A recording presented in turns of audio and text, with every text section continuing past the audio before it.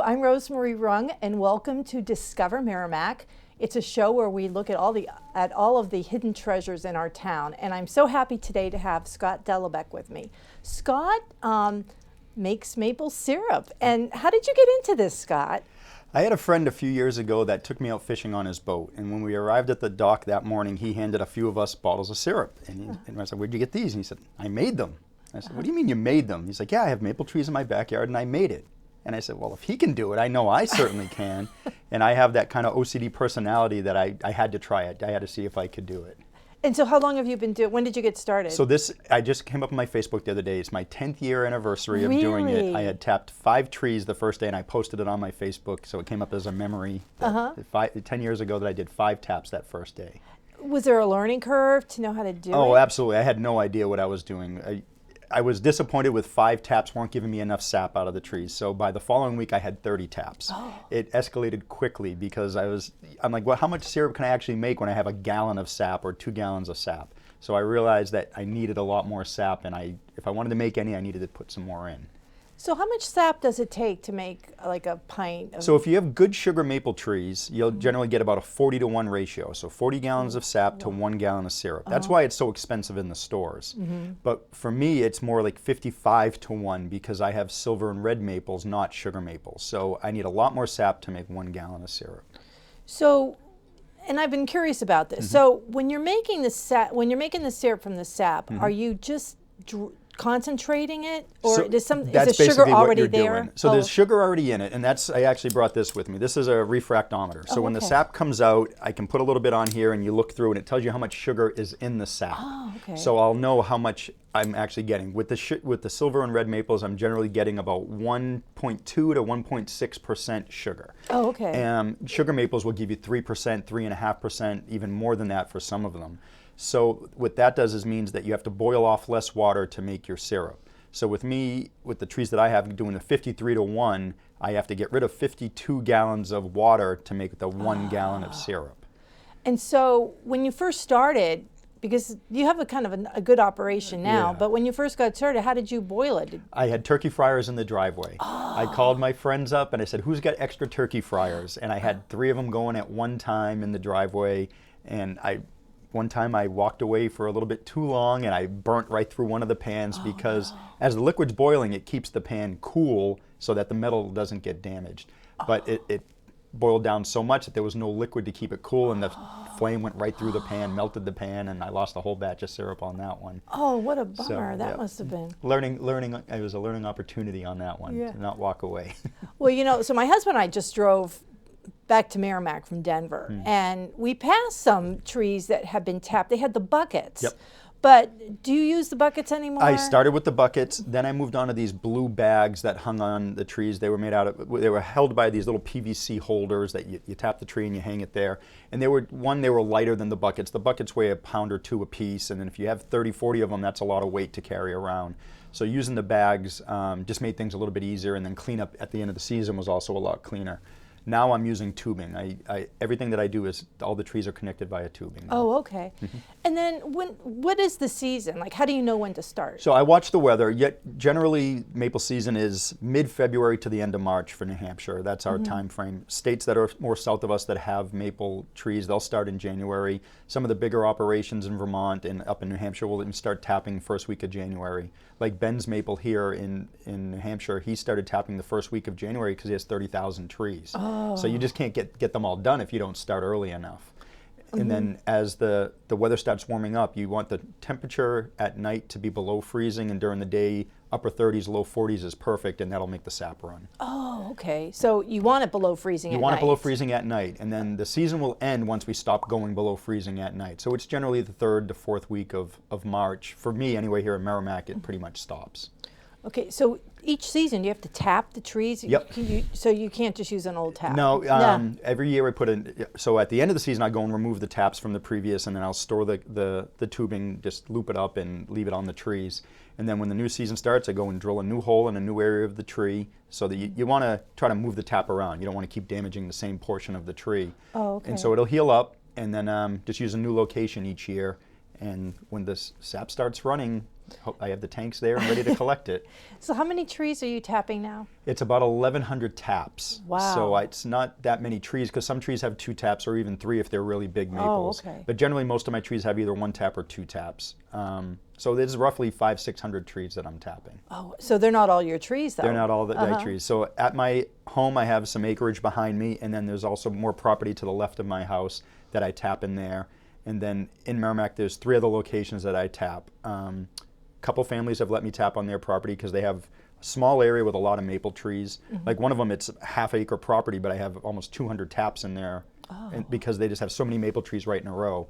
And then at the Chatto Stables here in Merrimack, I tap there. They have 26 acres, and the entire perimeter is maple trees. So I have tubing set up there that goes all the way around their property and comes back to a tank right near their barn. Okay. And so I'll go and collect it there. Yeah, because we had Carly on to Right. talk about the Mustangs. Yep. So it's kind of nice to see this intersection Sure. of little businesses in Merrimack. Right. And so, well, talking about that, so when did it turn into, like, What is it it is full now? time now? It's or? it's been kind of an addiction. I started small, but again, my OCD doesn't let me just stop at a certain point. I'm like, all right, how much more can I do? How much more can I do? And it went from turkey fryers to me getting a used evaporator, which was just a homemade thing that was better than a turkey fryer with lots of wood. Then I got a real evaporator, which still was a homemade sort of setup, but it's progressed on. So now that my evaporator, it's oil fed. I don't use wood anymore. Wood took a lot of work, having to feed the evaporator every 9 minutes to keep it boiling. So now with the oil, I just flick a switch and it just runs, which is great. And we have a picture of your setup. I think so. Yeah. So how long have you had how long have you had this? So I built that shed probably 6 or 7 years ago. I went to Afghanistan for work when I was doing military assignments, and I got home and I had a couple weeks off from work, and I decided I'm going to build something so I'm not standing in the snow at all anymore. And from that picture, you can see the evaporator is in the middle, and on the front of it is an oil burner, which used to be for a 3-story home. Oh. It's the furnace piece that goes on it, so it's quite powerful. When I turn that switch on, there's over 45 gallons of liquid in the evaporator, and it comes to a complete boil in about 7 minutes. Wow. So it's pretty strong. So it saves a lot of time. Saves me a ton of time. So with that more efficient evaporator, I can boil off about 50 gallons of water per hour. Oh, wow. It might even be a little bit more than that. But before the sap ever gets there, as I mentioned a little bit earlier, when I check it with the refractometer, I actually have a reverse osmosis system too that I built. So the sap will go through that, and I will remove as much water as I can to get it up to 10% concentrate. So at the 10% concentrate, I move it up to the evaporator, and I'm only having to make to boil off about 8.5 gallons of sap to make 1 gallon of syrup at that point. How much? 8.5 gallons? Yeah, so I've gotten rid of 40 plus gallons of water from the reverse osmosis. So it just saves me, it's a lot more efficient. I can turn that on and go in the house, have dinner, watch TV, don't have to babysit that. When I start boiling, I need to go back out to the evaporator, and so it just saves me a lot of time. So when you start tapping, let's say in February, Yep. when is it all done? Like, It'll be done when we stop getting the cold nights. oh, okay. Is really what it comes down So to. you're making the syrup as you're going along then? You don't store the sap? Last year was a kind of a strange year. We had a lot of real warm stretches and lots of real cold stretches. So I only boiled 5 or 6 times last year. What you really want is that up-down cycle every day. But we had like 8 days in a row that it never got above freezing, and then 8 days in a row that it never went below freezing. So that really messes up with the trees, the cycle of the sap coming out. So far this year, I started a little bit earlier than normal, but the cycle's been good. We've had cold nights and warm days, and it's been lots of up and downs. Okay. Yep. So, and then you boil the sap as you go along? Yep, I'll do it usually at night after work. I'll go and collect the sap right as I get home, and then I'll start the reverse osmosis. I let that run for a few hours, and then when I'm ready to boil, usually it's after I put my boys to bed, I'll go outside and I'll turn the evaporator on, and I'll boil for 2 or 3 hours at that point, just to get rid of all the sap that I have. It must smell nice. It smells pretty good. Yeah, yeah. And then we have another picture of this thing. Yep. And is this a hygrometer? Yeah, so this is, it's called a Murphy's cup is what it does, but the dial will show you the temperature that the syrup needs to be at the right Brix. So Brix is the percent of sugar in the syrup. So to become legal syrup in New Hampshire, it has to be 66 Brix. Some states have different regulations. It has to be 67.1 or 68, I think is Vermont's standard. So this will let me know the density of the syrup as I'm making it. So you compensate with the temperature on the front, and it'll float this hydrometer to where it needs to be perfect syrup. So there's some calculations that you do, and I have a little computer that'll show me what the temperature of the syrup should be each day. Usually, I mean, it changes just a little bit, a couple tenths here, a couple tenths there. But generally, the sap will become syrup once it's 7.5 degrees above boiling water. So boiling water is 212 degrees. So roughly 219, it'll become syrup. This tool helps me get it dialed in exactly, that I'll know if it needs to be 219.8 that day or 218.5, because barometric pressure and humidity and all that stuff actually changes the density of the syrup. This would be a great science project and for that's kids. why They could learn a lot. That's why I enjoy it, is because for me, it's not so much about making the syrup. I love the taste of it, and I love that other people love it. I want my setup to be able to get as much sap as possible to make sure that I'm engineering it the right way. Because when something breaks and like a pump's not bringing sap in, or I have a broken line, that part bothers me more than not getting a lot of syrup. Because if the sap is coming in, I know I've done that part of it right. The syrup is actually the easier part, at least in my head. So when you have the lines, you were saying about a pump. So Yep. all that gets pumped to your place? Yep, so I have, so I go and pick it up at the 3 locations. There's one set up at my house, and then there's at the stables and at the other families' homes. And so I'll drive with my truck, and I have a big pump that pumps it into the back of my truck. Then I'll bring it home. And then from there, I pump it into a big tank that the reverse osmosis is hooked up to. So once that finishes running that, I change a hose, and it shoots up to the top of the evaporator that was in the picture. There's another tank behind there. Yeah, I can tell you're an engineer, because you're really into all the different steps and the pumping and the tubing and the whole process. I have vacuum pumps set up on all the lines and try to move it as much as I can to make it as easy as I can for myself. Yeah. Oh, that's good. So how much syrup do you make a season? So each year I've added more taps. Last year I made over 100 gallons. This year I'm hoping for 200 gallons. I'm a quarter of the way there. So so far it's going pretty good, but you just never know. It really comes down to nature. My steps, I think, are right. My processes are right. It's just you need the weather really to cooperate. Yeah. So. And that's a tough thing, because you can't control the weather. You can't control it at all. Right. Yeah. Some years are really bad for syrup, and you'll see the prices will go up at the stores because they just didn't get as much sap as they were expecting, but they still have their expenses. So the syrup prices will go up and down. And this year it seems everything's up already a little bit higher because the bottles cost a lot more, and the fuel is costing a lot more. And yeah. So I've always wondered, does sap taste like syrup? I mean, can you tell that it came from syrup? It tastes, you can drink it just like water. It tastes mostly like water, but you'll notice there's a slight sweet taste to it. I wouldn't say that you could tell that it's maple leaf flavored at that point. It's just sweetened water. But then as it starts concentrating and boiling off, you really start to get those smells to come out. Oh, okay. Yeah, but there's businesses that actually sell maple sap as like a nutritional type drink, and people buy it. It's a big business. Really? Oh, wow. Yeah. Well, if something happens. No, I have enough hobbies. My wife would not be happy if I added another one. And then you were talking, Scott, about the bricks that New Hampshire has a standard for that. Right. So this is considered a cottage industry. Sure. Okay. So what kind of regulations do you have to follow? It's for agricultural. It's really an agricultural type of a thing. So, for as far as I know, the limitations for me are I have to have if I have a label on the bottle, it has to say where it was produced, the size of the bottle, and the grading of the syrup. There's the delicate, there's the medium, there's the dark robust, and the very dark robust. So you grade the syrup based on the color of it as it comes out. They have special tools that'll tell you the light refractometer. There's another word for it, but I'm missing it right now. But it lets you know how much light is penetrating through the syrup, and so that's how you can do your grading. So sometimes you'll see it that looks like almost like beer colored, very light, like Budweiser, and other times it's very dark, you can't see through it at all. That's the different grades of the syrup.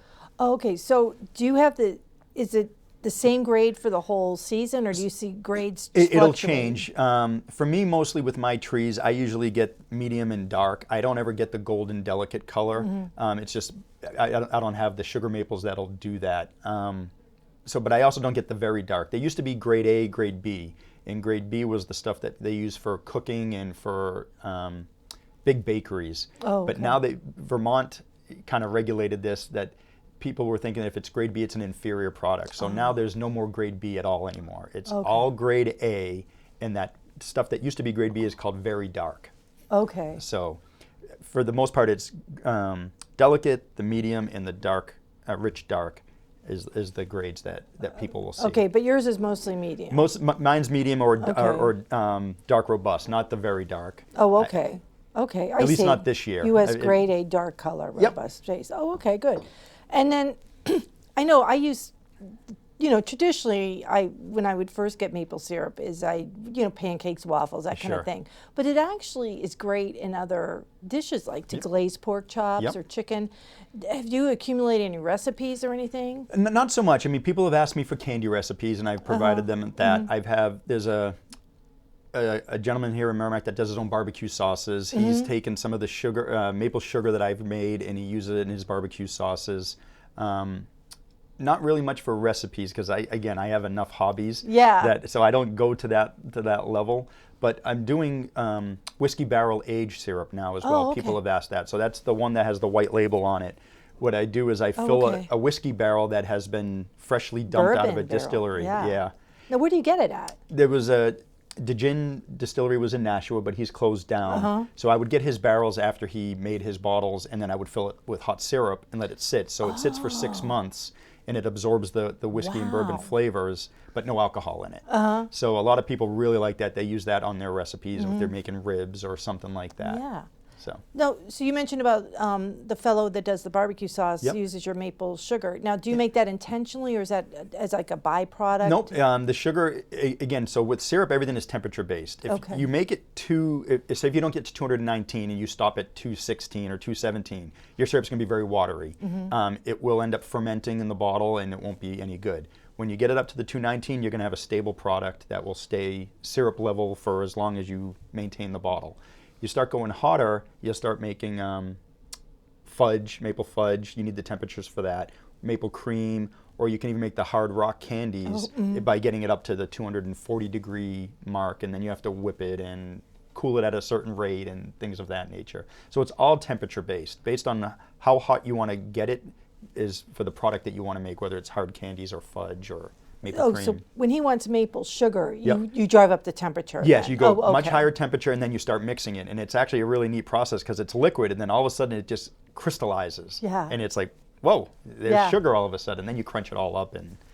Yeah, that's cool. I used to do science process. activities in school, and one of them was, I think we used sodium acetate, but I'd heat it in the microwave, get it liquid.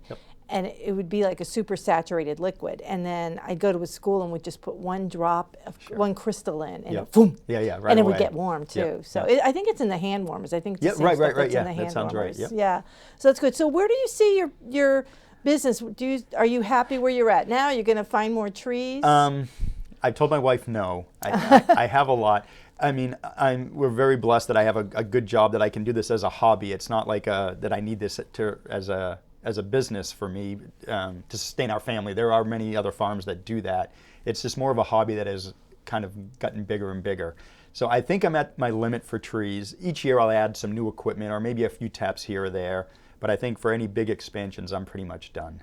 Well, you're pretty busy because you have twins, and we have a picture of them. So I think they're so adorable. Look at them. That's Marcus on the left and Oliver on the right. And so they keep you busy then? They are quite a handful. Yeah. That's a great picture, Scott. It was a lot of fun to do that. It was not easy to do that because they're very wiggly little guys. But they're great. They're out there now with me. They're bigger than they are in that picture now. They're over 2 years old. But they're outside running around with me. They like to stand near the evaporator as I'm making it. They like to sample the syrup as it comes off. Oh, they like the syrup. Yeah. Good. It's a lot of fun. I can't wait till they get a little bit bigger and they can start helping me a little bit. But No, it's good. It's a great hobby, and I'm so grateful you came on. And one of the things that I've been discovering about Merrimack myself is all these great little cottage industries, whether it comes from a hobby or what. We've got some people in Merrimack doing great things. I'm trying to get this one guy on the show. The stars haven't aligned yet with our schedules, but he raises bees. He's a beekeeper, Oh, okay. and Yep, he's getting yep, yep. honey, and they're making balm out of the beeswax, and it's just wonderful to see all these local initiatives take place. I mean, we have the ability to do these things in this area. We have really good weather that you can have these cold weather activities, and the bees in the summer, and little farms that are popping up now. There's more and more farm stands throughout town, and people selling their vegetables, and I think it's a good thing. And eggs, yeah. Yeah, No, eggs I as think it's well. a great thing. I always believe that energy and food should be consumed as close to where they're produced as Sure. possible. Yep. So this is a great thing. Well, I Yeah. want to thank you so much for coming on the Thanks show, for having me. Scott, It's been a lot of and fun. thanks for bringing. I don't think you're going to be leaving with as many as That's you okay. came. Okay. That's okay. All right, thanks so much. And Thanks. thank you for joining us. And if you want to learn more about Scott and his maple syrup, he has a Facebook page, Scott Delibac, and it's D-E, I want to spell it correctly, Scott. Delibac. Yep. Delibac. So check it out. I'm sure if you're around, you'd be happy to show people your setup. Absolutely, yeah. Maple Weekend for New Hampshire is March 18th and 19th, and people are welcome to come by that weekend. Okay. And I'll be demonstrations, and the evaporator will be running, and Oh, great. people Okay. can sample everything, and it'll be great. Okay, and you're on Falcon Drive. So if Falcon they want Drive. more information, Yeah, it's all on pop your me a note Facebook? on my Facebook page or whatever, or even just stop by the house. Okay, so Maple Weekend. Hope to see you then. Thank you. Thank you.